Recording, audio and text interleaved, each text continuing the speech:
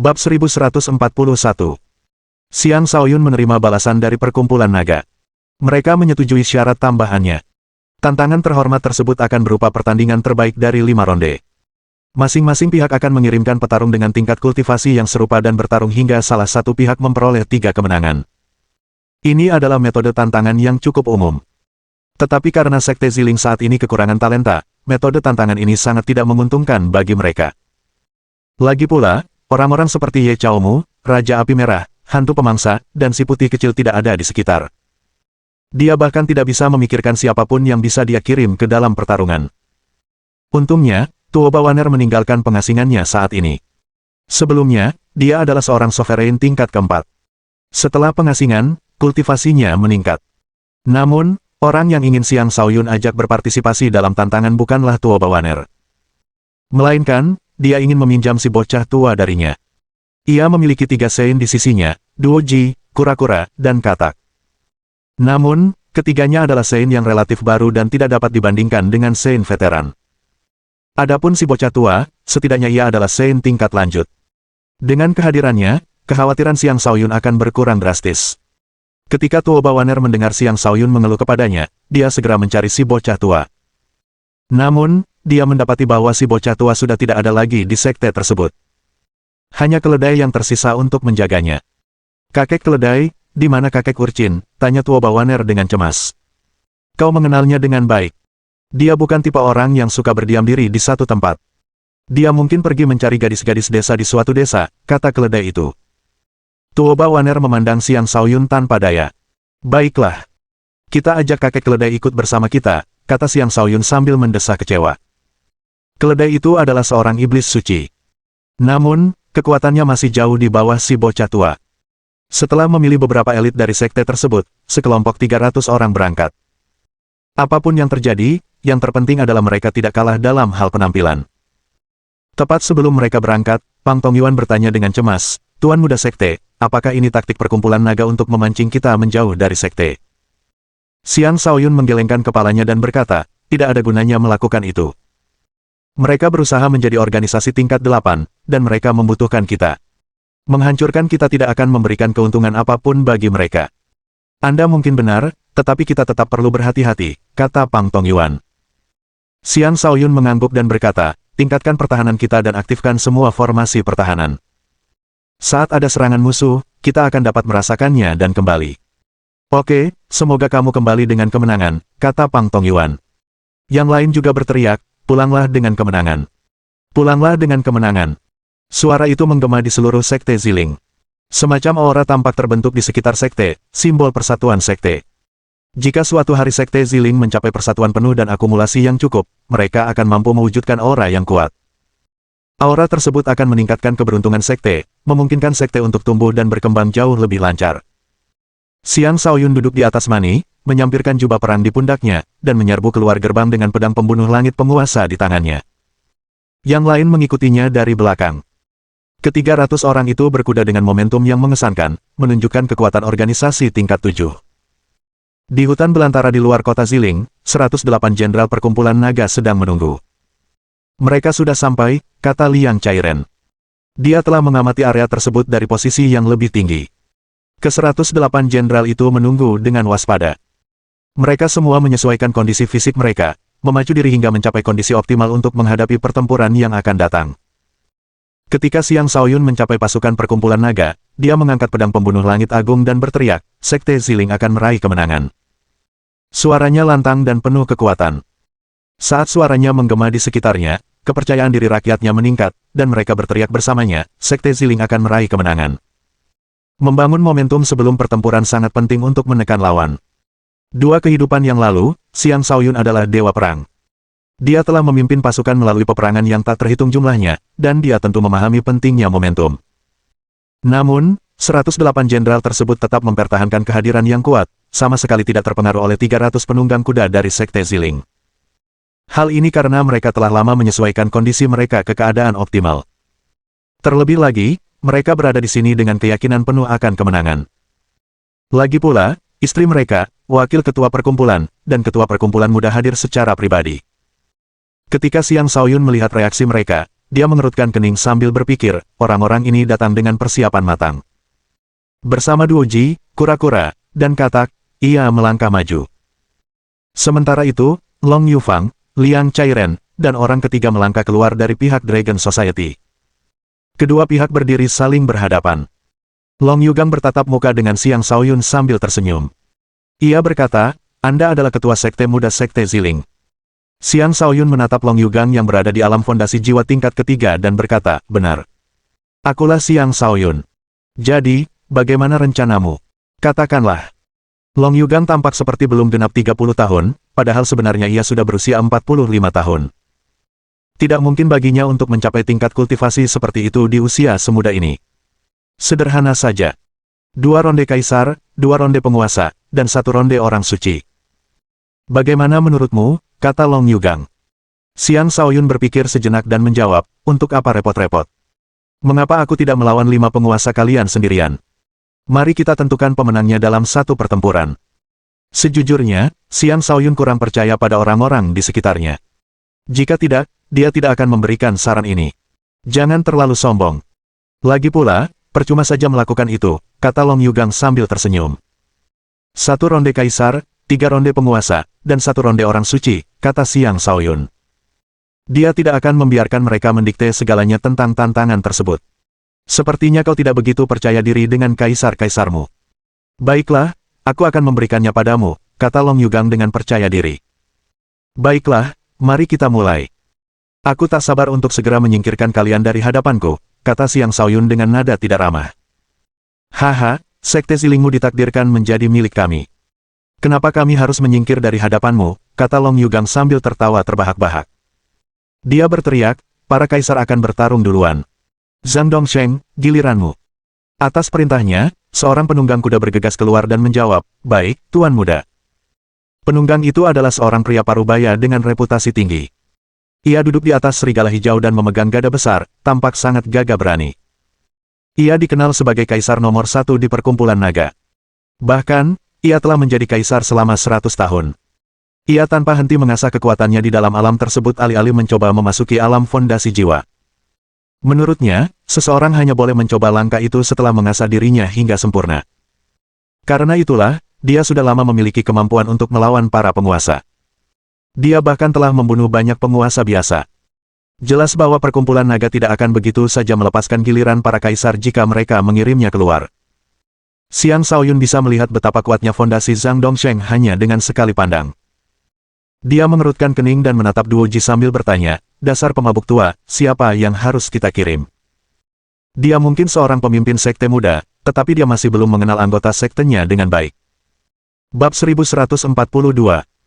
Ketidaktahuan Xiang Shaoyun tentang kaisar sektenya bukan berarti dia gagal sebagai seorang pemimpin sekte muda. Sebaliknya, dia baru saja mendapatkan kembali kendali atas sekte tersebut belum lama ini. Ada terlalu banyak hal yang harus dilakukan, dan dia tidak bisa terlalu membagi perhatiannya. Sebelumnya, Devouring Ghost adalah orang yang menangani seluruh tenaga kerja sekte. Sekarang setelah Devouring Ghost pergi mencari warisan Saber Devil bersama Du Xuanhao, Xiang Shaoyun tidak lagi mengetahui banyak tentang situasi para kaisar sekte Ziling. Selama ketidakhadiran Devouring Ghost, Duoji memikul tanggung jawab berat sebagai seorang pelayan lama sekte tersebut.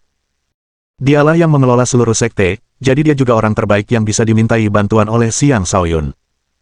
Duoji berkata, di mana Yao Zhen? Yao Zhen ada di sini, jawab seseorang sambil bergegas keluar. Yao Zhen adalah kaisar tingkat tinggi dengan fondasi yang kokoh, anggota lama sekte tersebut. Namun, alih-alih menjadi salah satu loyalis, ia lebih pandai menyelamatkan diri sendiri. Karena itu, ia tunduk setelah Xiang Shaoyun merebut kembali sekte dan selamat dari pembersihan. Terlepas dari karakternya, tidak diragukan lagi bahwa ia adalah kaisar terkuat di sekte tersebut. Berjuanglah untuk sekte ini. Jika kau menang, kau akan diberi hadiah berupa ramuan agung dan bahan-bahan untuk menempa fondasi jiwa. Sekte ini akan membantumu mencapai alam fondasi jiwa, kata Xiang Shaoyun dengan sungguh-sungguh.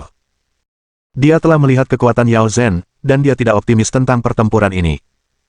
Meskipun demikian, hadiah tetap harus ditawarkan untuk memperkuat keinginan Yao Zhen untuk meraih kemenangan. Benar saja, raut wajah Yao Zhen dipenuhi keinginan ketika mendengar tentang hadiahnya. Dia berjanji, aku akan mengalahkannya dan meraih kemenangan pertama untuk sekte ini.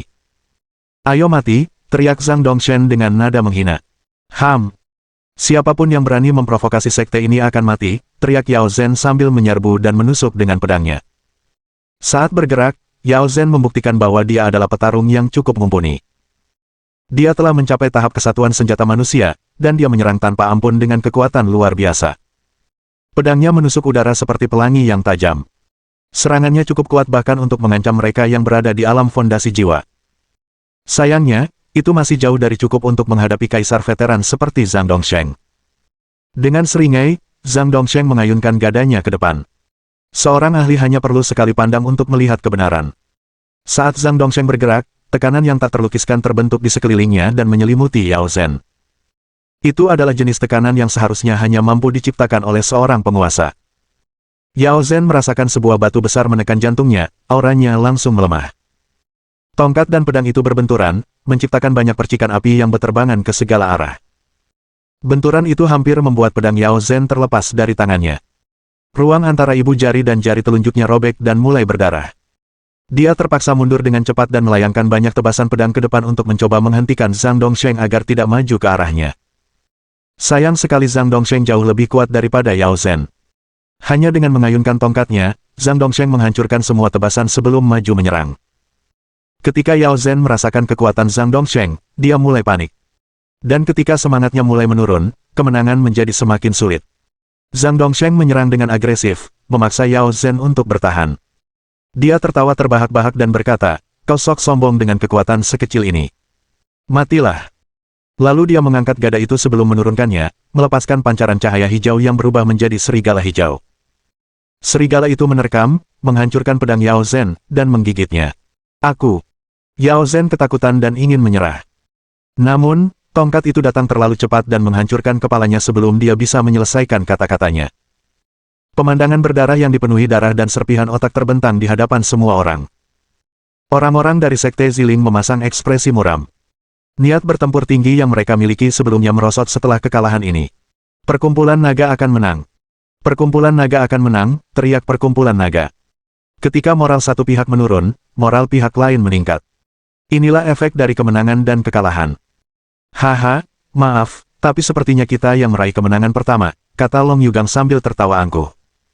Xiang Shaoyun menyipitkan matanya dan berkata, ini baru ronde pertama. Kita masih punya 4 ronde lagi. Taurus, giliranmu selanjutnya. Setelah mengonsumsi cairan bulan emas dan menjalani latihan kura-kura dan katak, kekuatan Taurus telah meningkat pesat. Dia sekarang berada di puncak alam penguasa iblis, hanya selangkah lagi untuk menjadi iblis suci. Xiang Shaoyun yakin bahwa pria berzodiak Taurus itu akan merebut kemenangan untuk sekte mereka. Dalam wujud seorang pria parubaya yang tegap, pria Taurus itu keluar. Tanduk emasnya masih terlihat di kepalanya. Setelah memberi hormat kepada Xiang Shaoyun dengan membungkuk, ia melangkah maju. Sepanjang waktu, ia tetap diam, tetapi itu justru membuatnya tampak lebih kuat dan lebih agung. Long Yugang mencibir dan berkata, sepertinya Sekte Ziling benar-benar kehabisan orang. Mereka bahkan mengirimkan seekor banteng untuk bertarung atas nama mereka. Sungguh menyedihkan. Fan Shen, sekarang giliranmu. Baik, Tuan Muda Perkumpulan, jawab seorang pria kurus dan tinggi dengan pakaian merah tua. Pria jangkung dan ramping itu juga merupakan seorang sovereign tingkat puncak. Dia adalah seorang kultivator api dan memiliki api tingkat tinggi yang unik. Long Yugang mengirimnya dengan harapan dia dapat melawan kekuatan emas Taurus dengan kekuatan api dan merebut kemenangan lainnya. Fan Shen bukanlah orang yang banyak bicara. Setelah berubah menjadi bola api, dia menyerang Taurus. Bola api itu bersinar terang seperti matahari, pancaran cahayanya yang menusuk membuat semua orang memejamkan mata. Sinar matahari yang menyala. Api unik Fan Shen berkobar seperti matahari yang mengamuk, berusaha membakar bahkan dunia menjadi abu. Fondasi jiwanya yang berlapis 9 memancarkan tekanan yang sangat kuat yang menghantam Sang Taurus. Sang Taurus menyipitkan matanya saat merasakan api yang sangat kuat yang menyebabkan seluruh tubuhnya tidak nyaman. Aku benci api. Meraung. Taurus itu melepaskan raungan menggelegar yang menyerang jantung Fan Shen dengan gelombang suara yang menakutkan. Fan Shen terpengaruh oleh gelombang suara, tetapi dia bertahan dan terus menyerang. Dia tahu bahwa sedikit kecerobohan bisa berujung pada kematiannya. Taurus itu berubah menjadi wujud aslinya, berubah menjadi banteng sebesar gunung kecil. Tubuhnya bersinar dengan pancaran emas yang menyilaukan saat dia menyerang Fan Shen. Fan Shen tidak menyangka bahwa Taurus itu akan begitu berani menghadapinya secara langsung. Dia berteriak kegirangan, aku akan memurnikanmu hidup-hidup. Dia melepaskan seluruh energi apinya, menciptakan kobaran api dahsyat yang dapat membakar segalanya. Ini adalah kekuatan seorang penguasa tingkat puncak, kekuatan yang jauh melampaui imajinasi orang biasa. Bahkan Xiang Shaoyun pun khawatir pada Taurus itu ketika melihat kobaran api yang dahsyat tersebut. Kura-kura itu merasakan kekhawatiran Xiang Shaoyun dan berkata, aku dan si katak telah melatih banteng kecil itu. Sedikit api ini tidak akan mampu melukainya. Jangan khawatir, Tuan Muda. Benar sekali. Dia memiliki tubuh suci dan tulang suci. Bahkan dari segi energi, dia hanya sedikit jauh dari alam iblis suci. Dia bisa memenangkan ini, ujar katak itu dengan percaya diri. Bab 1143. Taurus itu tidak mengecewakan Xiang Shaoyun. Setelah berubah menjadi wujud aslinya, ia menjadi seekor banteng yang terbuat dari emas dan bersinar dengan cahaya yang menyilaukan. Ia menerobos lautan api. Meskipun api itu berkobar hebat, intensitasnya masih dalam batas yang bisa ia tahan. Lagi pula, dia telah menanggung siksaan dari kura-kura dan katak. Dia bahkan telah menderita siksaan energi flux Golton berkali-kali. Tubuhnya sekuat seorang Sein, memungkinkannya untuk menahan kobaran api yang dahsyat ini. Aura dahsyat terpancar dari sang Taurus saat ia menerobos kobaran api sebelum menabrak Fan Shen dan membuatnya terlempar jauh. Sang Taurus terus menerjang maju dan menghentakkan kuku-kukunya yang berat ke arah Fan Shen, yang sudah terluka parah. Merasakan bahaya, Fan Shen mengertakkan giginya dan mengerahkan seluruh pertahanannya. Dia mengumpulkan semua energi apinya, mengubah sekitarnya menjadi lautan api. Selain itu, dia membentuk cincin api dalam upayanya untuk menghalangi serangan Taurus. Bisa dikatakan bahwa dia melakukan segala yang dia bisa untuk menyelamatkan dirinya sendiri. Fondasi jiwanya yang berlapis 9 juga memasuki keadaan terkuatnya dan memancarkan aura penguasa yang dahsyat. Tanda-tanda jiwa pada fondasi jiwa berubah menjadi jaring yang melilitnya dan melindunginya. Taurus itu menghentakkan kakinya dengan kekuatan yang luar biasa, menghancurkan cincin api, tetapi fondasi jiwa berlapis 9 berhasil memperlambat hentakan kakinya. Kau pikir kau bisa menghentikanku? Matilah, terwaret sang Taurus dengan percaya diri. Ia mengerahkan lebih banyak kekuatan dengan kukunya dan menghancurkan fondasi jiwa. Semburan energi emas yang dahsyat menghantam dan melukai Fan Shen dengan parah. Tidak. Aku tidak mau mati. Bakar dan hancurkan. Fan Shen meraung dan melepaskan sepenuhnya api tingkat tingginya. Bintang-bintangnya juga dilepaskan sepenuhnya, menghasilkan serangkaian ledakan saat ia mencoba menciptakan situasi di mana baik dirinya maupun Taurus akan menderita.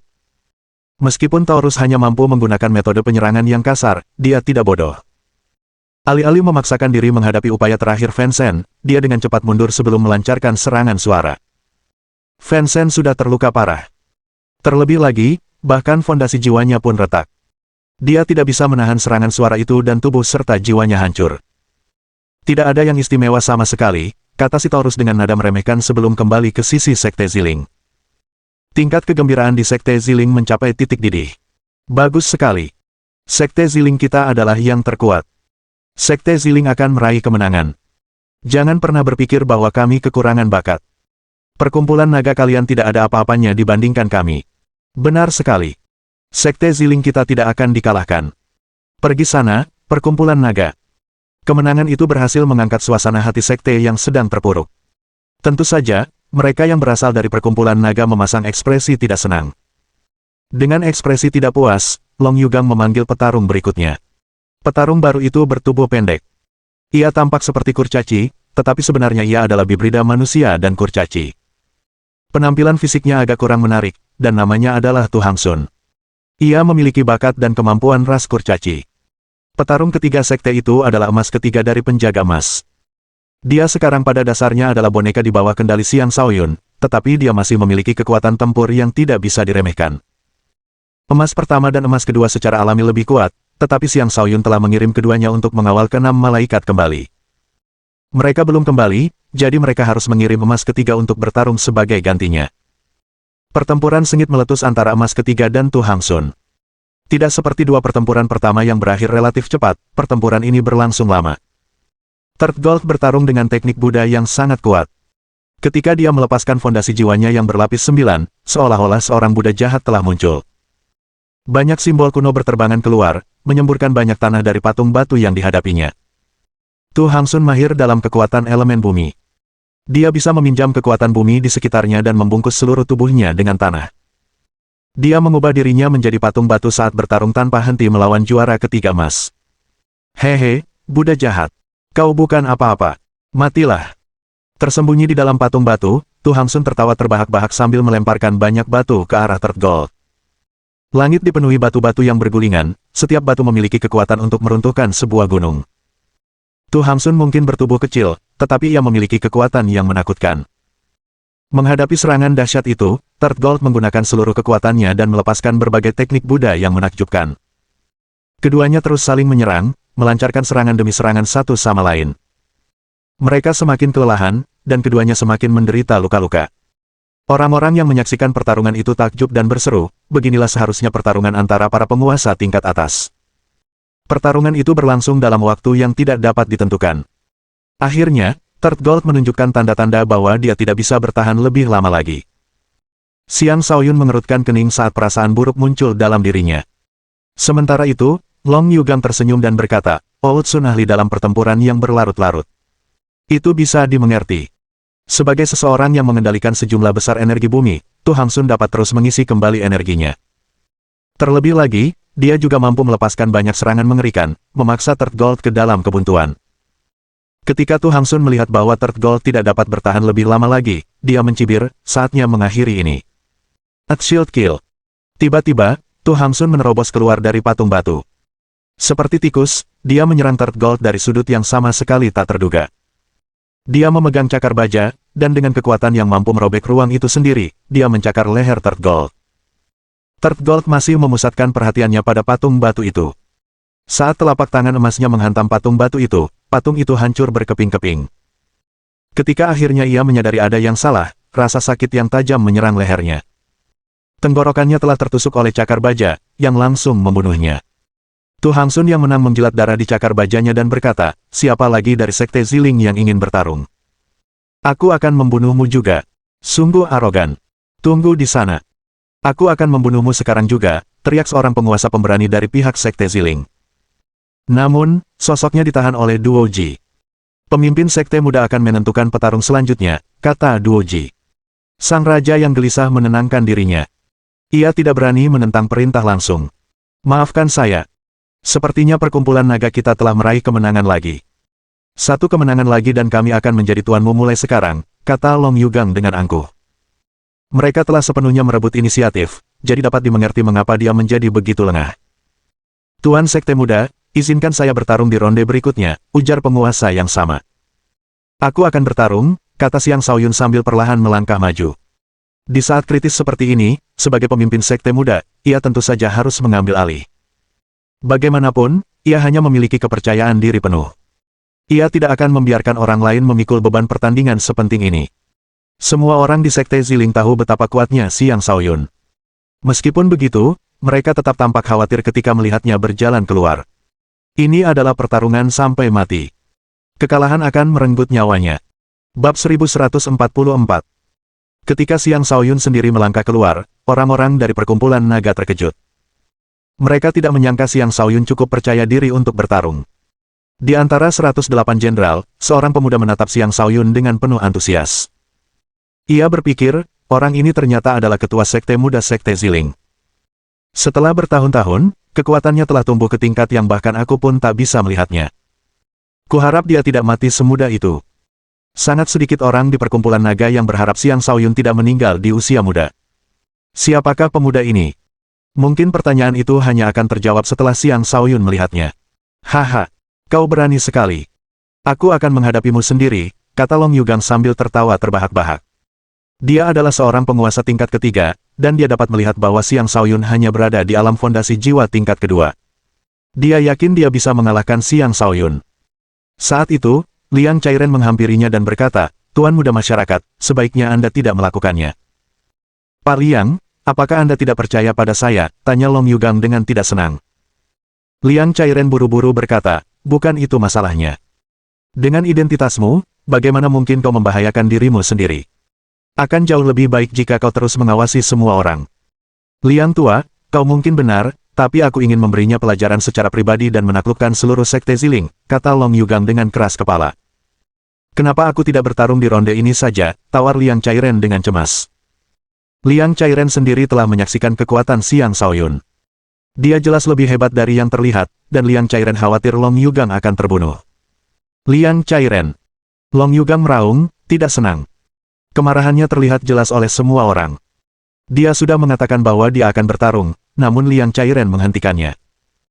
Jika dia tidak bertarung, itu hanya akan memberi kesan kepada semua orang bahwa dia lebih rendah dari Xiang Shaoyun. Dia tidak akan pernah menelan penghinaan seperti itu. Liang Chairen tampak ketakutan, tidak tahu harus berkata apa. Langsung saja mulai pertarungannya. Jangan buang-buang waktu, kata Xiang Shaoyun. Long Yugang menatap Liang Chairen dengan tajam sebelum melangkah maju. Namun saat itu, suara Jin Junyi terdengar, Yugang, jangan terburu-buru. Biarkan Jin Meng bertarung di ronde ini. Apa? Kenapa kita butuh kakak senior Meng untuk melawan orang seperti dia? Tanya Long Yugang dengan heran. Jika Zhang Dongsheng adalah kaisar nomor 1 dari perkumpulan naga, maka Jin Meng adalah penguasa nomor 1 dari perkumpulan tersebut. Dia adalah seseorang yang sudah bisa memasuki alam pertempuran surga. Menunggangi seekor rusa, Jin Meng maju. Ia tampak seperti pria parubaya. Wajahnya teguh dan memancarkan aura dingin dan sekeras baja. Matanya bagaikan sepasang bulan emas yang tak seorang pun berani menatapnya langsung. Di tangannya terdapat tombak emas yang bersinar terang. Mengenakan baju zirah emas, ia tampak seperti seorang ksatria emas yang tak tergoyahkan. Dia adalah murid pertama Jin Junyi, salah satu jenderal terkuat di perkumpulan naga. Sepanjang kariernya, dia telah membunuh 88 penguasa musuh dan tidak pernah mengalami kekalahan. Reputasinya yang garang membuatnya mendapat julukan penguasa ganas pertama di Provinsi Naga Melayang. Orang-orang di perkumpulan naga memiliki kepercayaan penuh padanya. Wakil ketua perkumpulan justru mengirim tetua Jin Meng keluar. Sepertinya sudah tidak ada harapan lagi bagi Sekte Ziling. Pemimpin sekte muda mereka tampaknya cukup cakap, tetapi dia mungkin tidak akan selamat bahkan dari serangan tetua Jin Meng. Tetua Jin Meng terlalu kuat. Benar sekali. Dia adalah penguasa alam pertempuran surga berikutnya di masyarakat, dan dia belum terkalahkan hingga saat ini. Seperti biasa, dia akan meraih kemenangan lagi hari ini. Mari kita duduk santai dan menyaksikan pemimpin sekte muda Sekte Ziling ini mati. Long Yugang tidak bisa menentang perkataan Jin Junyi, jadi dia hanya bisa mundur dengan sikap tidak berdamai. Dia mungkin seorang ketua perkumpulan muda, tetapi masalah ini terlalu penting baginya untuk bertindak gegabah. Lebih penting lagi, dia juga tidak berani membantah Jin Junyi, wakil ketua perkumpulan. Jadi, kau sudah selesai. Kemarilah dan matilah sekarang juga, kata Xiang Shaoyun dingin. Xiang Yangzhan memiliki putra yang sangat bodoh. Jika kau tunduk kepada kami sekarang, aku bisa mempertimbangkan untuk mengampuni nyawamu, kata Jin Junyi. Xiang Shaoyun menatap Jin Junyi dan berkata dengan serius, bagaimana mungkin aku membuang apa yang telah dibangun ayahku? Paling buruk, aku hanya akan menderita kematian. Bagus sekali. Kalau begitu, kau boleh mati, kata Jin Junyi sambil mendengus dingin. Jin Junyi memiliki dendam lama terhadap Xiang Yangzhan. Karena ia tidak dapat membujuk Xiang Shaoyun untuk tunduk, ia merasa semakin tidak bahagia. Ia memutuskan untuk membunuh Xiang Shaoyun saja dan mengakhiri semuanya. Xiang Shaoyun mengabaikan Jin Junyi. Tatapannya terfokus pada Jin Meng. Dia bisa merasakan bahwa Jin Meng tidak lebih lemah dari sang Taurus. Bahkan, Jin Meng tampak lebih berbahaya. Seorang ahli sekuat ini memberi tekanan pada Xiang Shaoyun, tetapi dia tetap yakin bahwa dia bisa mengalahkan lawannya. Dia sekarang adalah seorang sovereign tingkat 2. Dia juga memiliki banyak teknik pertempuran yang dapat digunakannya dan telah memahami 9 kedalaman. Kekalahan adalah hal yang mustahil. Jin Meng turun dari kudanya, memandang Xiang Shaoyun dengan jijik, dan berkata, kau akan diampuni jika kau menyerah. Saat dia berbicara, gelombang energi kemasan menerjang ke arah Xiang Shaoyun. Tanah dan batu di sekitarnya terbalik saat dia melepaskan tekanan yang sangat menakutkan di sekitarnya. Serangan gelombang ini cukup kuat untuk melukai sovereign biasa dengan serius. Dan ini hanyalah pelepasan aura Jin Meng. Jika dia mulai menyerang secara nyata, itu mungkin akan jauh lebih menakutkan. Xiang Shaoyun berdiri tegak seperti gunung yang tak tergoyahkan.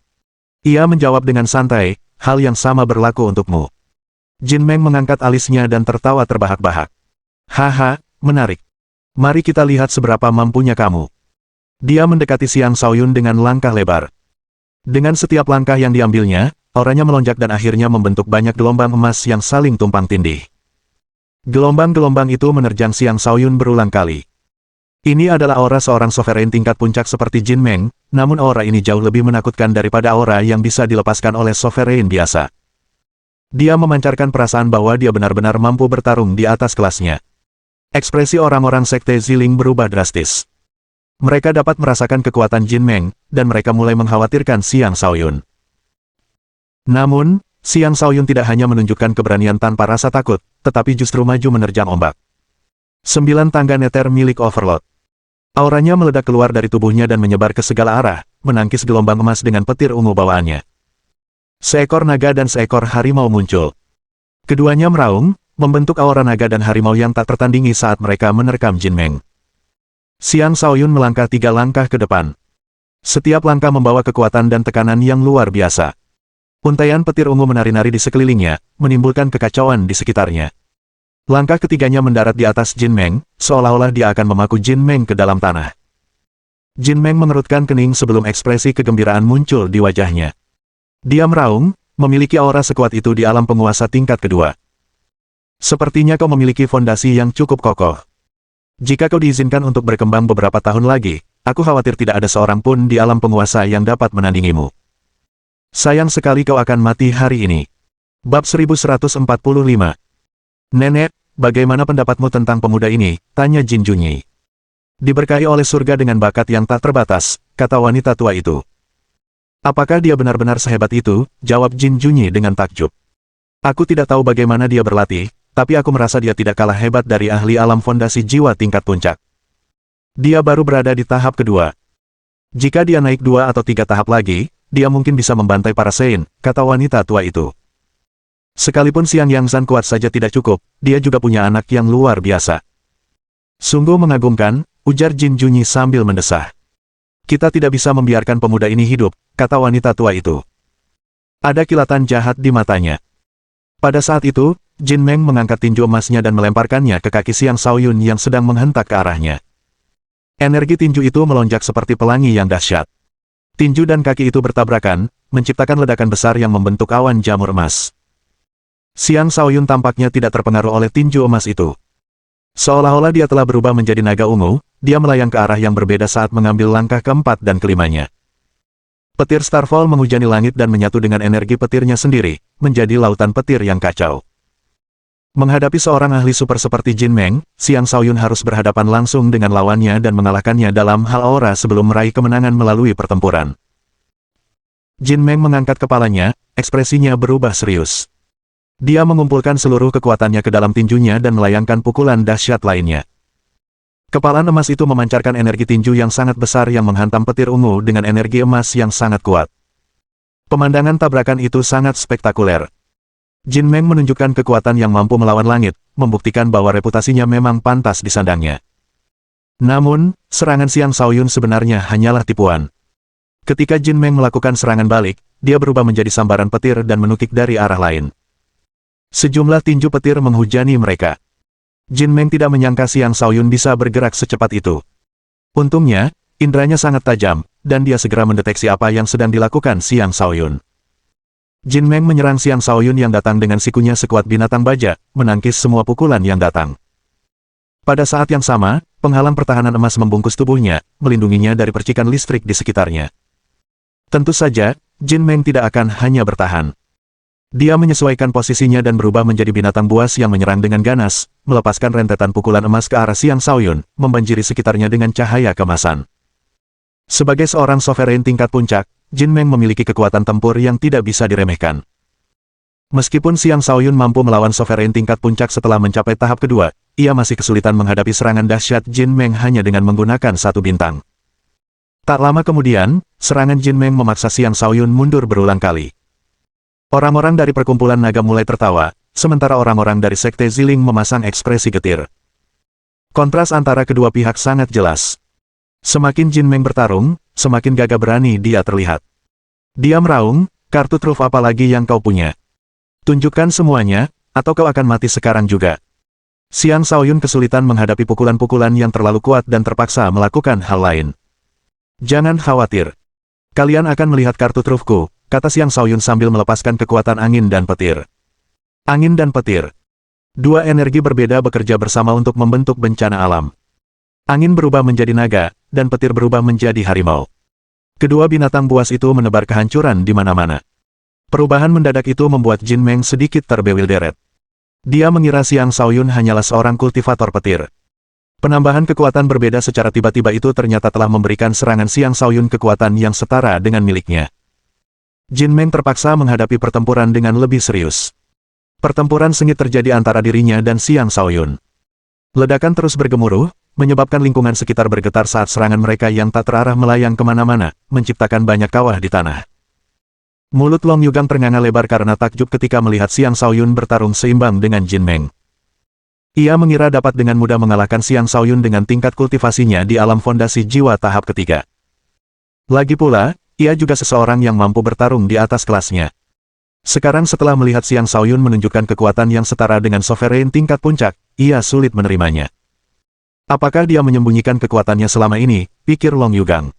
Di antara 108 jenderal perkumpulan naga, pemuda yang mengenal Xiang Shaoyun juga sangat terkejut. Apakah ini benar-benar dia? Bagaimana mungkin dia begitu kuat, pemuda itu bergumam dalam hati. Pertempuran menjadi semakin sengit ketika Xiang Shaoyun mulai memamerkan teknik bintang ganda ciptaannya sendiri, menempatkan Jin Meng dalam posisi yang sangat sulit. Amukan emas. Ketidakharmonisan Flame Water. Dia terus-menerus mengubah energinya, melepaskan berbagai serangan kombinasi yang selalu bisa mengejutkan lawannya. Jin Meng tahu bahwa dia tidak bisa meremehkan Xiang Shaoyun, jadi dia menggunakan seluruh kekuatannya dan mengayunkan tombak emasnya. Seekor makhluk bersisik muncul dengan aura ganas dan menghantam Xiang Shaoyun hingga terpental. Itu adalah serangan yang sangat kuat.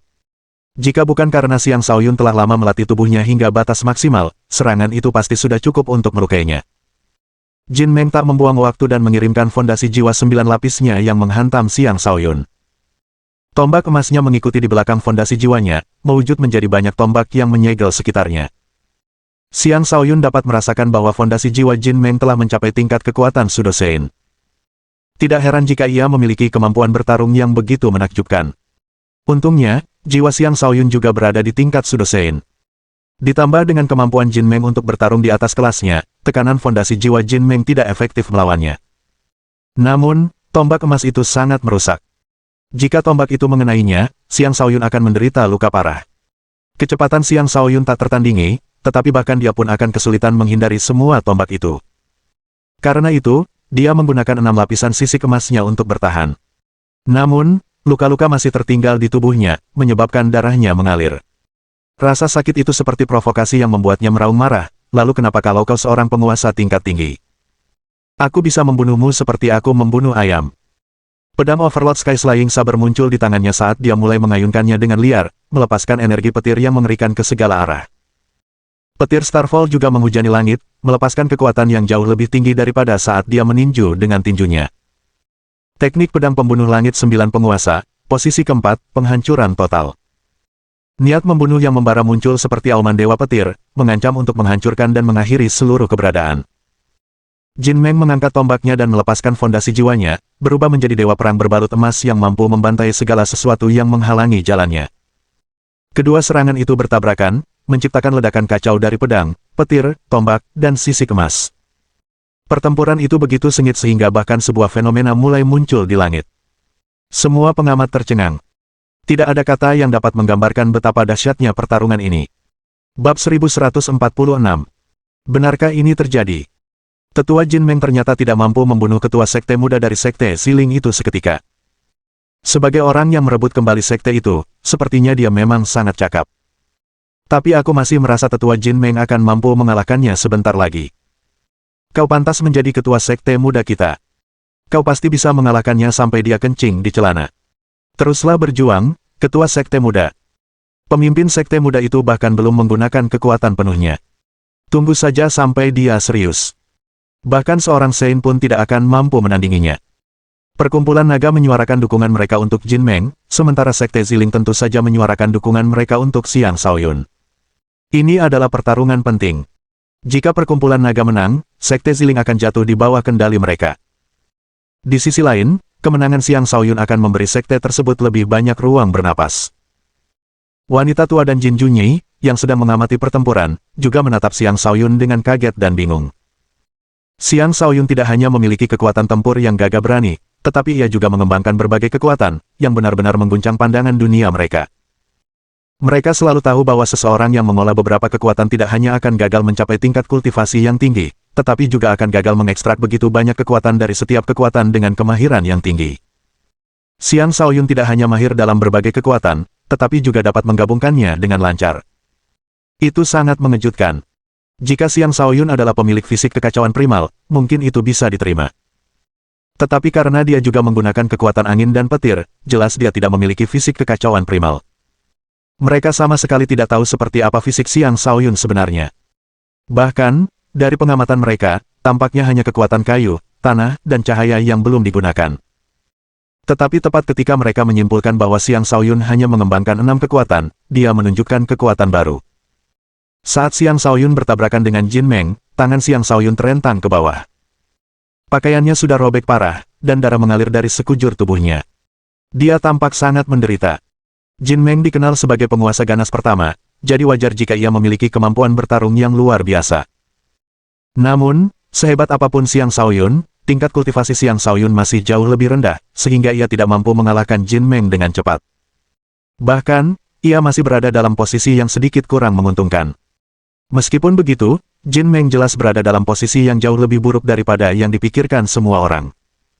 Dia tidak menyangka Xiang Shaoyun mengendalikan begitu banyak kekuatan berbeda dan selalu mengejutkannya, menyebabkannya menderita banyak luka. Dia merasa terhina karena mengalami kesulitan seperti itu melawan lawan seperti Xiang Shaoyun. Kau sangat cakap. Sayang sekali kultivasimu tidak merata. Kau tidak akan bisa menghindari takdir mati di bawah tombakku, kata Jin Meng sambil mengayunkan tombaknya ke arah Xiang Shaoyun lagi. Jatuh mendadak. Xiang Shaoyun dapat merasakan bahwa Jin Meng mengerahkan seluruh kekuatannya dan melepaskan serangan yang pasti akan sulit diblokir. Xiang Shaoyun sepenuhnya mengaktifkan kemampuan instingnya dalam upayanya mencari celah. Sayangnya, serangan langsung Jin Meng tidak memiliki celah untuk dimanfaatkan. Dia tidak punya pilihan selain menghadapinya secara langsung. Kedalaman bumi. Dia menancapkan kedua kakinya di tanah sambil menyerap sejumlah besar energi bumi. Batu dan tanah berkumpul dan membentuk patung batu besar di hadapannya. Dia meniru Tu Hang Sun. Apa? Anak ini juga tahu kedalaman bumi. Tu Hang Sun merasa khawatir. Baik wanita tua itu maupun Jin Junyi sama-sama terkejut. Kemudian, mereka memikirkan sebuah kemungkinan. Mungkin Xiang Shaoyun sedang mengolah 9 kekuatan. Jika demikian, dia bisa jadi seseorang dengan 9 bintang. Jika seseorang seperti dia benar-benar fokus pada satu kekuatan, betapa menakutkannya dia. Mereka bersukacita karena dia telah memutuskan untuk mengembangkan begitu banyak kekuatan yang berbeda, yang berarti dia tidak akan memiliki banyak ruang untuk berkembang. Secara terbuka diakui bahwa mengembangkan terlalu banyak kekuatan sama dengan memutuskan jalur kultivasi seseorang. Dengan memanfaatkan kedalaman bumi, Xiang Shaoyun membentuk raksasa batu. Namun, Jin Meng terlalu berani. Dia melancarkan serangan bertubi-tubi ke raksasa batu itu, menghancurkan potongan demi potongan batu, tidak memberi Xiang Shaoyun kesempatan untuk mundur. Akhirnya, dia membuka jalan menuju Xiang Shaoyun. Tepat ketika tombak emasnya hendak menghantam kepala Xiang Shaoyun menghilang. Tidak bagus. Pupil mata Jin Meng menyempit saat ia berteriak dalam hati. Xiang Shaoyun tiba-tiba muncul kembali di posisi yang sama sekali tak terduga. Dia melancarkan banyak serangan telapak tangan yang mengerikan ke arah Jin Meng. Telapak lempengan besar. Hujan meteor. Xiang Shaoyun melepaskan 2 teknik yang telah dipelajarinya dari Aula Suci. Dengan kekuatan bumi yang mendalam, ia melepaskan kekuatan yang tak terbatas. Setelah gagal memblokir satu serangan, Jin Meng benar-benar tertancap di tanah. Xiang Shaoyun ingin terus menyerang Jin Meng hingga mati dan mengakhiri pertempuran, tetapi bagaimana mungkin Jin Meng mati semudah itu? Sebuah aura emas yang kuat meledak, seketika melemahkan serangan Xiang Shaoyun hingga setengahnya. Jin Meng terbang keluar dari tanah dan meraung, "Nak, kau akan mati." Aku benar-benar marah. Setelah mengatakan itu, dia langsung menyerang Xiang Shaoyun. Matanya bersinar dan 2 pancaran cahaya perak melesat ke arah Xiang Shaoyun. Ini adalah teknik mata langka yang sangat sulit untuk dikuasai. Untuk Jin Meng yang mampu menguasai teknik seperti ini saja sudah cukup membuktikan bahwa dia pantas disebut sebagai penguasa ganas pertama. Xiang Shaoyun tidak terlalu jauh dari Jin Meng, dan teknik mata adalah hal terakhir yang dia harapkan dari Jin Meng. Sinar-sinar itu menghantam dadanya, hampir menembusnya saat menyerangnya dengan rasa sakit yang hebat. Jika tubuhnya tidak ditempa oleh teknik stimulasi batas, serangan itu akan memberinya pukulan telak. Setelah serangan pertama yang berhasil, Jin Meng terus maju. 9 bulan sabit muncul di tombak emasnya dan terbang menuju Xiang Shaoyun dari 9 arah yang berbeda. 9 cincin bayangan. Ini adalah teknik tingkat suci, teknik yang paling mampu menampilkan kekuatannya. Bahkan, ini adalah teknik yang diandalkannya untuk membunuh mereka yang memiliki tingkat kultivasi lebih tinggi. Jelas dia menggunakannya untuk memberikan pukulan fatal kepada Xiang Shaoyun. Alarm berbunyi di kepala Xiang Shaoyun saat ia merasakan bahaya besar datang dari sekelilingnya. Jika ini terus berlanjut, ia bisa saja mati. Matanya menjadi dingin, dan tinjunya bersinar dengan 9 warna. Sebuah kepalan tangan dengan banyak bintang berputar di sekitarnya dilemparkan ke depan. Tinju penghancur kosmos Dao. Teknik ini akan selalu menjadi kartu andalan Xiang Shaoyun. Hanya teknik ini yang mampu menampilkan kekuatan energi awal mulanya dan melepaskan serangan yang menakjubkan. Dua energi bertabrakan satu sama lain. Langit sendiri tampak bergetar akibat tabrakan tersebut. Para pengamat bergerak semakin jauh dari medan pertempuran, khawatir serangan tak terduga akan mengenai mereka. Ini, gabungan dari 9 kekuatan. Mustahil, seru wanita tua itu dengan panik. Ini jelas tidak benar. Dia pasti menggunakan semacam trik untuk sementara waktu menampilkan kekuatan ini, kata Jin Junyu, yang juga mulai panik. Bab 1147. Wanita tua itu dan Jin Junyi adalah ahli alam pertempuran surga. Hanya sedikit hal yang benar-benar bisa mengejutkan mereka, namun mereka tidak bisa tidak terkejut dengan penampilan Xiang Shaoyun. 9 kekuatan berbeda muncul secara bersamaan, membuat semua orang yang hadir terkesima. Mereka dapat merasakan betapa luar biasanya kombinasi 9 kekuatan itu, dan mereka semua mulai menebak jenis dao apa yang dikultivasikan Xiang Shaoyun. Tak ada kata yang dapat menggambarkan apa yang mereka rasakan saat ini. Jin Meng, yang berhadapan dengan Xiang Shaoyun, tentu saja lebih terkejut. Kekuatan yang meledak dari tinju Xiang Shaoyun memberinya perasaan bahaya yang sangat kuat. Energi tinju yang luar biasa itu menghancurkan energinya, memaksanya untuk mundur berulang kali. Dia gagal sepenuhnya memblokir energi tinju yang datang.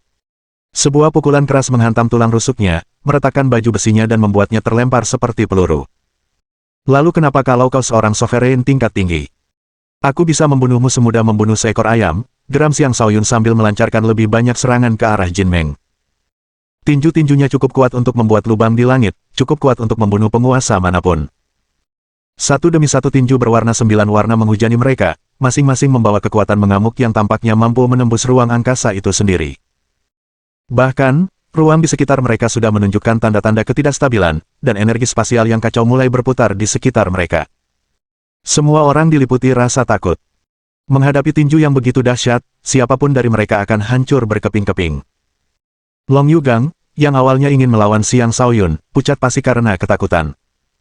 Sedikit kepercayaan diri yang dimilikinya untuk menghadapi Xiang Shaoyun telah lenyap sepenuhnya. Dia hanyalah kultivator alam fondasi jiwa tingkat 2. Mengapa dia bisa melepaskan serangan yang begitu mengerikan? Bagaimana dia melakukan ini, pikir Long Yugang dengan perasaan campur aduk. Retakan muncul di seluruh baju zirah Jin Meng, dan Jin Meng terpaksa menarik fondasi jiwanya yang berlapis 9 dari serangan bertubi-tubi. Jika ini terus berlanjut, hanya masalah waktu sebelum dia hancur berkeping-keping. Tepat ketika Jin Meng hampir mati, energi tajam melonjak dari tubuhnya. Rasa bahaya yang hebat menyelimuti Xiang Shaoyun, dan dia buru-buru mundur dengan kecepatan penuh. Meskipun begitu, sebuah serangan tetap menebas pinggangnya. Dia menjerit kesakitan saat darah mengalir deras. Setelah menjauhkan diri dari Jin Meng yang terluka parah, Xiang Shaoyun melihat bahwa senjata di tangan Jin Meng telah berubah menjadi pedang emas. Pedang itu memancarkan aura senjata tingkat suci, aura yang sama yang menebas jurus penghancur dao kosmos miliknya dan meninggalkan luka dalam di pinggangnya. Jika dia mundur lebih lambat, dia pasti sudah terbunuh. Bagus. Sangat bagus. Kau benar-benar telah memaksaku sampai sejauh ini.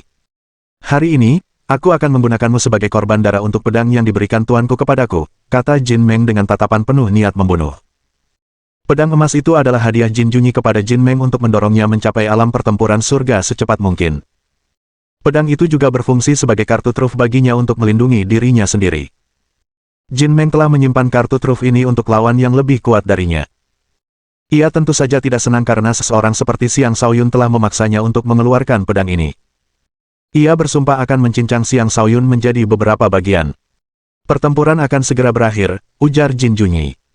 Ketika dua orang dengan kemampuan seimbang bertarung, akan sulit untuk menentukan hasilnya. Namun, senjata dengan level lebih tinggi sudah lebih dari cukup untuk membantu seseorang mendapatkan keuntungan yang cukup untuk membalikkan keadaan pertempuran. Meskipun Jin Meng sudah terluka parah, niat bertarungnya meningkat hingga puncaknya saat dia memegang pedang emas di tangannya. Dia dengan ganas mengayunkan pedang itu ke arah Xiang Shaoyun. Senjata suci, gumam Xiang Shaoyun dengan acuh tak acuh saat pedang melengkung dengan aura yin yang pekat muncul di tangannya.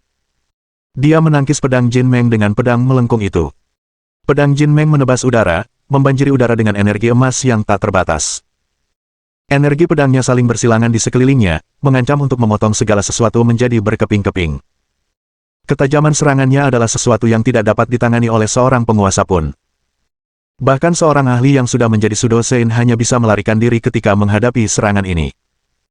Namun, ayunan pedang Xiang Shaoyun yang santai justru melepaskan energi gelap korosif yang langsung menghapus energi emas tersebut. Energi gelap itu menembus ruang angkasa, menuju ke kepala Jin Meng. Serangan pedang itu bergerak dengan kecepatan luar biasa, begitu cepat sehingga para pengamat bahkan tidak dapat melihat lintasannya. Tepat ketika Jin Meng hampir terbunuh, sesosok emas melesat di udara. Sosok itu muncul di samping Jin Meng dan menariknya menjauh dari pedang. Serangan Xiang Shaoyun gagal mengenai sasarannya, tetapi tetap menciptakan pemandangan yang sangat mengerikan. Retakan sepanjang lebih dari 10.000 meter terbentang di udara, dan arus energi kacau bergejolak darinya. Jin Meng merasa seluruh tubuhnya membeku ketika melihat retakan itu. Jika penyelamatnya lebih lambat lagi, dia pasti sudah mati. Senjata anak ini terlalu menakutkan, kata Jin Junyi, orang yang telah menyelamatkan Jin Meng. Saat melihat senjata Xiang Shaoyun, wajahnya dipenuhi keserakahan. Siapa yang tidak ingin memiliki senjata tingkat tinggi seperti ini? Xiang Shaoyun berhenti menyerang. Dia menatap dingin Jin Junyi dan Jin Meng sambil bertanya, apa maksud semua ini? Seharusnya ini adalah pertarungan sampai mati. Jin Junyi jelas telah melanggar aturan. Ya, apa maksud semua ini? Apakah kau mengingkari janjimu sendiri, kata Duoji, yang bergegas berdiri berjaga di samping Xiang Shaoyun. Kura-kura dan katak itu juga maju, tidak ingin memberi Jin Junyi kesempatan untuk menangkap Xiang Shaoyun. Kita kalah di ronde ini, jawab Jin Junyi dengan acuh tak acuh. Xiang Shaoyun berkata dengan tegas, kamu melanggar aturan. Kami sudah membiarkanmu meraih kemenangan. Apalagi yang kau inginkan? Tanya Jin Junyi sambil menyipitkan matanya. Karena kau melanggar aturan, anggap saja seluruh tantangan ini sebagai kekalahanmu. Sekarang kau bisa pergi dan kembali ke perkumpulan nagamu, kata Xiang Shaoyun. Itu bukan urusanmu untuk mengatakan itu. Jin Junyi mendengus dingin dan memancarkan aura seorang ahli alam pertempuran surga. Seketika itu juga, badai dahsyat meletus, menerjang lingkungan sekitar mereka. Berdiri di hadapannya, Xiang Shaoyun, Duoji, kura-kura, dan katak merasakan tekanan kuat yang dipancarkannya. Tekanan itu hampir memaksa mereka semua untuk mundur. Jangan berani-beraninya bersikap kurang ajar di hadapan kami, teriak Duoji sambil melepaskan kekuatannya. Namun, tampaknya tidak mungkin dia sendirian dapat menghentikan Jin Junyi, yang beberapa tingkat lebih tinggi darinya dalam kultivasi. Kura-kura dan katak juga tidak berani menunggu. Mereka melepaskan aura mereka dan bergandengan tangan untuk menghadapi Jin Junyi, melindungi Xiang Shaoyun dari bahaya. Bab 1148. Jin Junyi adalah kultivator alam pertempuran surga tingkat 5. Dengan kekuatannya, dia bisa dengan mudah mengalahkan Duoji, kura-kura, dan katak. Ketiganya bertahan dengan susah payah dan terus didorong mundur berulang kali hingga darah mengalir dari mulut mereka. Xiang Shaoyun pun tidak lebih baik keadaannya. Dia dilindungi oleh mereka, tetapi dia masih bisa merasakan energi mengerikan yang menimpanya. Kekuatan itu memberinya perasaan tak berdaya. Sialan. Dia terlalu kuat, pikir Xiang Shaoyun. Dia hendak mengeluarkan gulungan giok yang diberikan kepadanya oleh Raja Api Merah dan memanggilnya kembali untuk menghadapi Jin Junyi. Namun setelah ragu-ragu, Xiang Shaoyun memutuskan untuk tidak melakukannya. Dia masih memiliki beberapa kartu truf lain yang bisa dia gunakan. Di dalam kelompok Sekte Ziling, Tua Bawaner berkata kepada keledai tua itu, kakek keledai, tolong bantu mereka. Tak heran, keledai tua itu bergerak maju dengan santai seperti biasanya. Meskipun begitu, ia langsung muncul di hadapan Duoji dan yang lainnya, memblokir sebagian besar kekuatan Jin Junyi. Sein iblis lainnya, seru Jin Junyi dengan terkejut. Dia tidak menyangka Sekte Ziling masih memiliki begitu banyak kartu truf. Namun, keledai tua ini masih lebih lemah darinya. Sebaiknya kau tahu kapan harus berhenti, atau kau akan membuat tuanku marah, kata keledai tua itu dalam upayanya untuk menyelimuti dirinya dengan lapisan misterius. Siapakah tuanmu? Jin Junyi memang mulai ragu-ragu. Keledai itu menjawab, hanya seorang penduduk hutan liar, bukan seseorang yang patut disebut-sebut. Jin Junyi mengerutkan kening. Dia menarik sebagian besar auranya, mengurangi tekanan pada duo Ji, kura-kura, dan katak. Mereka buru-buru membawa Xiang Shaoyun kembali ke tengah-tengah 300 penunggang mereka. Hanya keledai yang tersisa berdiri di sana menghadap Jin Junyi. Mari kita bertarung di ronde terakhir. Akankah itu kau dan aku? Tanya Jin Junyi. Kau keterlaluan. Kau jelas-jelas melanggar aturan, dan sekarang kau bersikeras melanjutkan ronde terakhir. Jangan terlalu kurang ajar. Benar sekali. Sekte kita sudah meraih kemenangan. Jangan terlalu berlebihan, perkumpulan naga. Kita sebaiknya melawan mereka sampai mati. Mengapa kita harus menerima ini dari mereka? Dengan para tetua suci yang bukan tandingan mereka, apakah kita masih punya harapan? Para pengikut Sekte Ziling dengan penuh amarah menghujani mereka dengan kutukan, tetapi mereka juga merasa sangat tak berdaya. Di hadapan kekuatan absolut, mereka tampak begitu tidak berarti. Kalian mencoba membicarakan aturan. Baiklah, aku akan memberi kalian kesempatan lagi. Kalian semua boleh menyerangku. Jika kalian masih kalah, kita akan mengikuti kesepakatan awal kita. Bagaimana menurut kalian? Kata Jin Junyi dengan percaya diri sambil menunjuk ke arah keledai, duo Ji, kura-kura, dan katak. Dia bermaksud menghadapi 4 lawan sendirian. Wakil ketua perkumpulan itu sangat berkuasa. Wakil ketua perkumpulan itu sangat berkuasa. Para anggota perkumpulan naga bersorak gembira ketika mendengar kata-kata Jin Junyi. Bahkan Xiang Shaoyun pun bingung harus berbuat apa. Sepertinya kita benar-benar tidak punya pilihan lain, kata duo Ji sambil tersenyum getir saat menatap Xiang Shaoyun.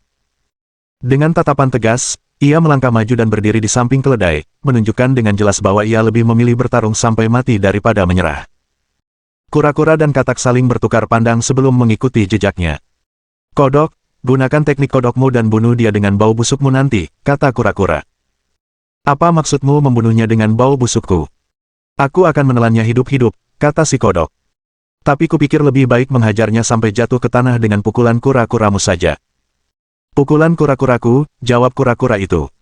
Ya, pukulan kura-kuraku memang ahli dalam menghajar bajingan.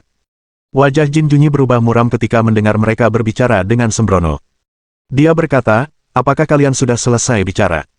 Jika sudah, aku akan mengirim kalian ke alam baka. Tidak perlu terburu-buru. Mari kita bahas taktik dulu, jawab kura-kura. Benar sekali. Bajingan tua, karena kau menindas junior-juniormu, akan terlalu tidak adil jika kau bahkan tidak membiarkan kita membahas taktik, kata si kodok. Kau pikir memperpanjang ini akan mengubah nasibmu? Naiklah ke sini bersamaku, kata Jin Junyi dingin sambil tubuhnya bergetar karena kekuatan.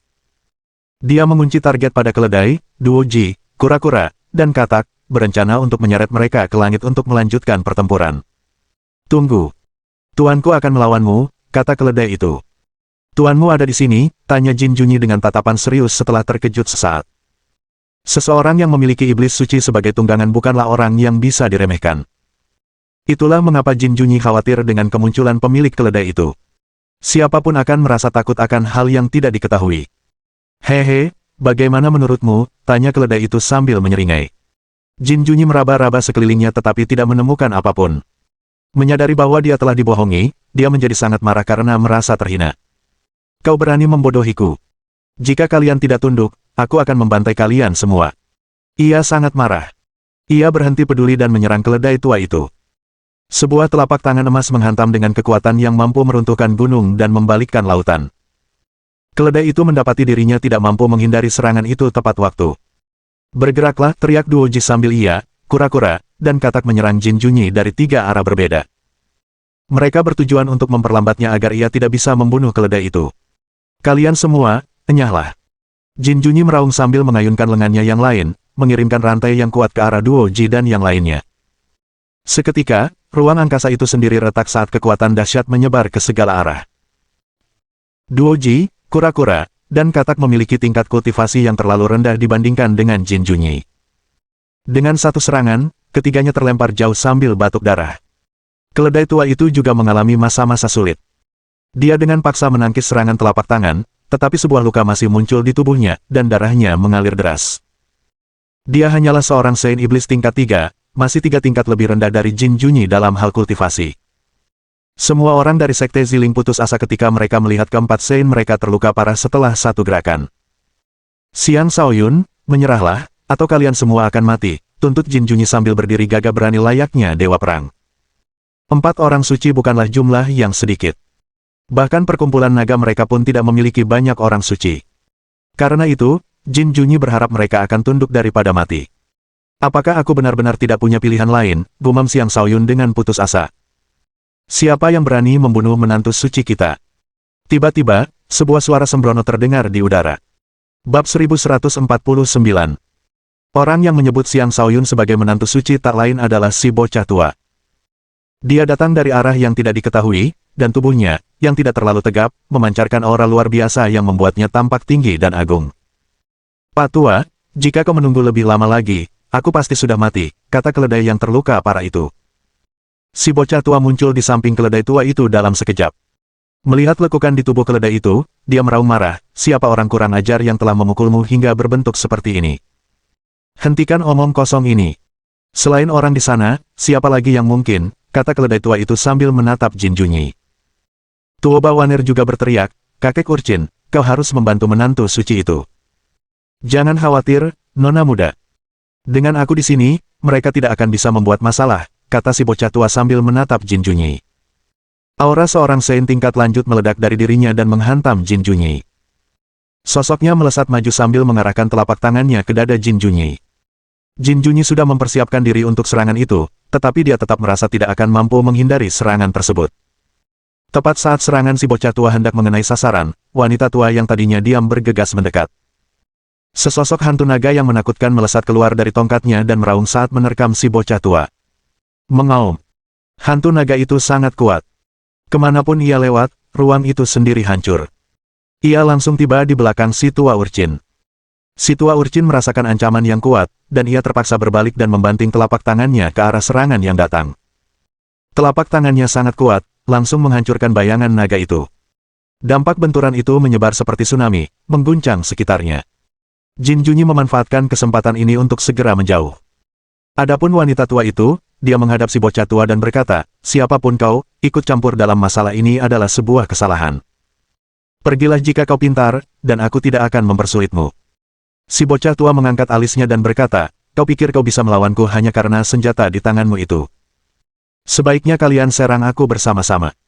Ini tantangan yang terhormat, dan Sekte Ziling telah kalah. Mereka sekarang milikku. Apakah kau mencoba mengingkari janjimu, kata wanita tua itu. Benar. 5 ronde telah berakhir, dan Sekte Zilingmu telah kalah. Tunduklah dengan patuh. Hentikan pertarungan yang sia-sia ini, kata Jin Junyi dengan angkuh. Para anggota perkumpulan naga lainnya juga mulai berteriak, meminta Sekte Ziling untuk mematuhi perjanjian tersebut. Adapun orang-orang dari Sekte Ziling, mereka terus berteriak tentang perkumpulan naga yang melanggar aturan, dan mereka tidak mau tunduk.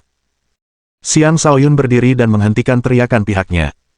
Dia menghadap wanita tua itu dan Jin Junyi lalu berkata, kalianlah yang telah menetapkan aturan. Sekarang, giliran kami untuk menetapkan aturan. Kalian bisa pergi dan kembali ke perkumpulan naga, atau kita bisa bertarung sampai mati. Karena pihak lain telah melanggar aturan, tidak ada gunanya mengatakan apapun tentang tantangan terhormat itu. Dia sebaiknya langsung bersikap bermusuhan terhadap mereka. Bagaimanapun, si bocah tua menunjukkan kekuatan yang cukup untuk menghadapi wanita tua itu dan Jin Junyi. Benar. Ayo lawan. Bertarunglah sepuasnya dengan kakekmu si bocah nakal. Berani-beraninya kau melukai keledaiku. Kau benar-benar berani, kata si bocah nakal tua sambil menyerang Jin Junyi. Wanita tua itu terus mengawasi si bocah tua. Begitu dia bergerak, wanita itu mengayunkan tongkatnya. Jin Junyi tentu saja tidak akan tinggal diam. Dia mengeluarkan senjatanya dan juga mengayunkannya ke arah si bocah tua. Si bocah tua memiliki kekuatan luar biasa, dan tidak akan sulit baginya untuk mengalahkan Jin Junyi. Namun, tongkat naga yang dipegang oleh wanita tua itu sangat kuat, memaksanya untuk selalu waspada. Bahkan saat menghadapi dua lawan sekaligus, si bocah tua masih terlihat santai. Terlebih lagi, dia terus-menerus memukuli Jin Junyi, menunjukkan keunggulan yang jelas. Kau berani memukul keledai itu? Ini untuknya, kata bocah tua sambil memukul dada Jin Junyi dengan telapak tangannya setelah menghindari serangan lain dari wanita tua itu. Jin Junyi tidak bisa menghindari serangan itu dan terlempar jauh. Dadanya remuk, dan darahnya berceceran kemana-mana. Wanita tua itu menjadi cemas. Dia meraung, Raja Naga, tolong bantu kami. Sambil berkata demikian, dia melemparkan tongkat naga itu. Kekuatan dahsyat muncul dari senjatanya saat tongkat itu mengalami perubahan yang menakjubkan. Sosok yang mengesankan muncul di hadapan si bocah tua, memancarkan aura penindasan yang kuat hingga membuat wajah si bocah tua pun berubah muram. Sosok itu tampak buram, dan wajahnya tidak terlihat jelas. Namun, dia memancarkan aura naga yang pekat seolah-olah penguasa naga telah turun. Dia adalah seseorang dengan kekuatan tempur yang tak tertandingi. Kepemilikan senjata, seru bocah tua itu sambil mengerutkan kening. Seseorang setidaknya harus berstatus sebagai Sein Agung untuk memiliki senjata. Namun, dia masih belum cukup kuat untuk menghadapi lawan seperti itu. Kami menyambut Raja Naga, sapa orang-orang dari perkumpulan naga sambil berlutut. Sosok itu tak lain adalah pemimpin perkumpulan naga, Raja Naga. Dia adalah sosok terkuat di dalam perkumpulan naga, seseorang yang telah mengasingkan diri selama bertahun-tahun. Ternyata perkumpulan naga telah mempersiapkan diri. Bangunlah, kata sosok yang buram itu. Dia menatap wanita tua itu dan bertanya, mengapa kau memanggilku? Aku meminta Raja Naga untuk menangani orang ini. Kita bukan tandingannya, kata wanita tua itu. Baiklah, jawab Raja Naga sebelum mengulurkan tangan ke arah si bocah tua. Cakar naga melesat menembus angkasa, cakarnya yang tajam tampak mampu memotong apapun. Si bocah tua bukanlah orang yang mudah dikalahkan. Dia mencibir dan berkata, hanya proyeksi belaka yang mencoba bersikap sok tangguh di hadapanku. Matilah. Sebuah palu bundar muncul di tangannya dan diayunkan ke arah cakar naga. Dua energi berbeda bertabrakan, menciptakan banyak retakan di ruang angkasa. Kekacauan energi mengamuk. Orang-orang di darat mundur jauh karena takut. Raja Naga tidak menahan diri. Baik dia maupun si tua urchin terbang tinggi ke langit, dan pertempuran sengit pun terjadi. Meskipun si bocah tua cukup kuat untuk melawan Raja Naga, tidak akan mudah baginya untuk meraih kemenangan. Bahkan, kecerobohan sekecil apapun darinya akan mengakibatkan luka parah. Apalagi yang kalian punya, Sekte Ziling. Menyerahlah segera, atau kalian semua akan dibantai, tuntut wanita tua itu, dengan kilatan ganas di matanya. Dia terbang dan berhenti tepat di atas sisi Sekte Ziling. Dia menekan mereka dengan aura kultivator alam pertempuran surga tingkat 6, memaksa mereka gemetar dan berlutut. Bahkan Xiang Shaoyun pun tidak mampu menahan tekanannya. Tepat ketika lututnya hampir menyentuh tanah, pancaran cahaya putih lembut menyelimuti dan melindunginya dari tekanan tersebut. Bab 1150. Xiang Shaoyun sudah siap untuk menghancurkan gulungan giok yang diberikan kepadanya oleh Raja Api Merah. Dia masih muda dan tidak berniat mati secepat ini. Tetapi sebelum dia sempat melakukannya, seseorang menyela, melindunginya dan orang-orang di sekitarnya, sepenuhnya meniadakan tekanan dari wanita tua itu. Energi yang baru muncul itu mirip dengan pancaran matahari, begitu terang sehingga tidak ada yang bisa membuka mata. Wanita tua itu memiliki firasat buruk dan buru-buru mundur sambil berteriak, siapa itu? Tunjukkan dirimu. Kau tidak hanya berusaha mencelakai anak cahaya kami, tetapi kau masih berani mengucapkan kata-kata sombong seperti itu, sebuah suara tua bergema di langit. Cahaya putih murni turun dari langit, dan beberapa sosok muncul. Ketika semua orang melihat siapa pendatang baru itu, wajah mereka dipenuhi keheranan. 8 malaikat dengan sayap seputih salju dan lingkaran cahaya di kepala masing-masing muncul di hadapan mereka.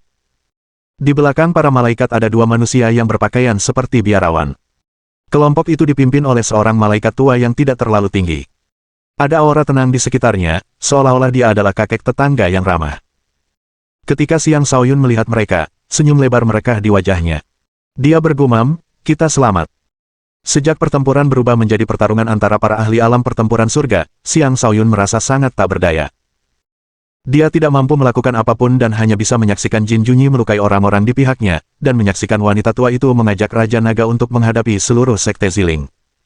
Dia semakin tenggelam dalam keputusasaan. Dengan kedatangan imam besar dan para malaikat lainnya, ia akhirnya merasa ada harapan untuk mengakhiri konflik ini dengan baik. Imam besar itu benar-benar seorang ahli yang bisa membuat perkumpulan naga mundur untuk menghindari kerugian besar. Ketika wanita tua itu melihat para malaikat, ekspresi terkejut terpancar di matanya saat dia bertanya, apa maksud semua ini, orang asing? Ini urusan antar manusia. Apakah kalian benar-benar akan ikut campur? Para malaikat mengabaikan wanita tua itu dan langsung menuju ke Xiang Shaoyun. Xiang Shaoyun juga melangkah maju dan menyapa mereka dengan penuh semangat, Imam besar, mengapa Anda datang sendiri? Anak cahaya, baru beberapa tahun berlalu, namun kau telah mencapai tingkat ini. Kau memang layak menjadi utusan kami. Tanggung jawab untuk menjaga masa depan kami hanya dapat dibebankan padamu, kata imam besar itu sambil tersenyum puas. Saat itu, dia telah berinvestasi besar-besaran pada Xiang Shaoyun. Misalnya, perlengkapan suci dan teknik pedang langit mempesona semuanya adalah barang-barang tingkat suci yang sangat langka. Dia tentu berharap melihat Xiang Shaoyun tumbuh menjadi seseorang yang cukup mampu untuk membantu para malaikat di masa depan. Dan sekarang, dia melihat bahwa investasinya telah membuahkan hasil. Anda terlalu memuji saya, Imam Besar. Jika Anda datang lebih lambat lagi, saya pasti sudah meninggal, kata Xiang Shaoyun sambil tersenyum getir. Jangan khawatir, anak terang. Kami di sini, jadi kami akan menyelesaikan masalah ini untukmu, kata imam besar itu. Aku harus merepotkanmu. Aku hanya perlu mereka pergi, kata Xiang Shaoyun. Dia tahu para malaikat itu baik hati dan mungkin tidak akan melakukan pembunuhan massal. Karena itu, dia memilih pendekatan yang lebih lembut. Tidak masalah, kata imam besar itu. Kemudian ia menatap wanita tua itu, matanya yang bijaksana bersinar dengan cahaya putih. Pergilah. Jangan mempersulit anak terang kita, atau kami tidak akan tinggal diam. Kami para malaikat tidak menyukai perang, tetapi itu tidak berarti kami akan menunjukkan belas kasihan kepada musuh-musuh kami. Perlahan, sebagian auranya terbentang dari tubuhnya dan menekan ke arah wanita tua itu. Aura yang terpancar terasa sangat berbahaya, dan ekspresinya berubah drastis. Dia berseru, Santo Agung. Yang disebut sebagai orang suci agung merujuk pada seseorang yang telah mencapai alam suci tingkat ke-9. Sebelumnya, tidak ada yang tahu tingkat kultivasi pendeta tinggi itu. Tetapi dari aura yang dipancarkannya, wanita tua itu dapat merasakan bahwa dia adalah seorang orang suci agung, seseorang yang sangat kuat. Kekuatannya tidak mengejutkan. Sebagai malaikat bersayap 8 dan ahli malaikat terkuat, dia tidak akan mampu menjaga perdamaian rasnya tanpa kekuatan tertentu. Wanita tua itu mundur tanpa ragu-ragu dan berteriak, apakah para malaikat benar-benar menjadikan kami musuhmu? Jika kalian terus mengucapkan omong kosong ini, aku akan segera menyucikan kalian semua, kata imam besar itu. Saat wanita tua itu ragu-ragu, sesosok naga turun dari langit. Itu tak lain adalah Raja Naga. Imam besar itu memandang Raja Naga. Selubung ketenangan mutlak menyelimuti matanya yang bijaksana, seolah-olah dia sama sekali tidak khawatir. Pada saat itu, si bocah tua juga turun dari langit dan berteriak, "Hei, jangan lari. Ayo bertarung 3000 ronde lagi." Ia tampak agak menyedihkan dengan pakaiannya yang robek dan cukup banyak noda darah di tubuhnya, tetapi untungnya, ia tidak mengalami banyak luka. Meskipun begitu, dari penampilannya, jelas dialah yang berada di posisi yang kurang menguntungkan selama pertarungan. Namun, ia justru dengan berani mengejar Raja Naga. Tidak diketahui apakah ia hanya berkulit tebal atau benar-benar pemberani. Kami akan berhenti, umumkan Raja Naga. Hehe, jadi akhirnya kau takut pada orang suci ini. Jika kau berani bersikap sombong di depanku lagi, aku akan membunuhmu dulu sebelum merebut senjatamu, kata bocah tua itu dengan angkuh. Namun, Raja Naga tidak meliriknya. Sebaliknya, dia menatap pendeta tinggi itu dan berkata, aku akan menunjukkan rasa hormat kepada para malaikat. Kita tidak akan lagi mengganggu wilayah Sekte Ziling. Mari kita pergi. Dari aura yang dipancarkan oleh pendeta tinggi itu, Raja Naga tahu betul bahwa proyeksinya tidak akan sebanding. Karena itu, dia harus mengambil keputusan cepat. Dengan Raja Naga memilih untuk mundur, menjadi jelas bahwa mereka harus kembali dengan tangan kosong. Banyak yang tidak menerima keputusan itu, tetapi tetap lebih bijaksana untuk pergi karena pihak lain memiliki begitu banyak pembantu. Xiang Shaoyun melangkah maju dan berkata, tunggu dulu. Kalian belum bisa pergi. Apa maksud semua ini? Jangan berpikir bahwa kami benar-benar takut padamu, kata wanita tua itu sambil menatap Xiang Shaoyun dengan tajam. Mereka sudah mengalah. Apalagi yang diinginkan pihak lain? Xiang Shaoyun berkata, Anda perlu membayar 20 juta kristal spiritual tingkat tinggi sebelum pergi. 20 juta kristal spiritual berkualitas tinggi. Mengapa kami harus membayarnya? Tanya wanita tua itu dengan tidak senang. Jika kau setuju bertaruh, kau harus menerimanya saat kalah. Karena perkumpulan nagamu kalah, kau berutang kepada kami 10 juta kristal spiritual tingkat tinggi. Adapun tambahan 10 juta kristal spiritual tingkat tinggi, itu adalah hukuman karena melanggar aturan, kata Xiang Shaoyun dengan acuh tak acuh. Pihak lain sudah bertindak terlalu berlebihan. Jika dia tidak melakukan apapun, reputasi Sekte Ziling akan merosot. Jangan dipaksakan. Pihakmu yang pertama kali melanggar aturan, tapi sekarang kau ingin kami yang membayar. Jangan harap, bantah wanita tua itu dengan keras. Xiang Shaoyun menatap kepala pendeta dan berkata, Kepala pendeta, saya khawatir saya harus merepotkan Anda lagi. Harus diakui bahwa Xiang Shaoyun memang seorang berandal, menggunakan pendeta tinggi untuk menindas lawan-lawannya setelah negosiasi gagal. Namun, dia hanya mengulangi apa yang telah dilakukan perkumpulan naga kepada mereka. Dia percaya bahwa perkumpulan naga tidak akan melakukan hal bodoh. Mohon dukungan dari omom ante-ante sekalian, buat subscribe atau sharekan novel Mimin ke Facebook kalian, agar channel Mimin bisa terus berkembang. Dengan begitu, Mimin bisa lebih semangat untuk up novel seru lain ke depannya. Buat teman-teman yang sudah subscribe dan sharekan novel Mimin, Mimin ucapkan terima kasih sebanyak-banyaknya. Sekiranya teman-teman menghadapi masalah video diputar dalam bahasa Inggris, coba tukar kepada bahasa Indonesia original melalui cara ini. Semasa mendengarkan, pencet tombol setting di atas kanan video, pilih audio track dan tukar bahasa.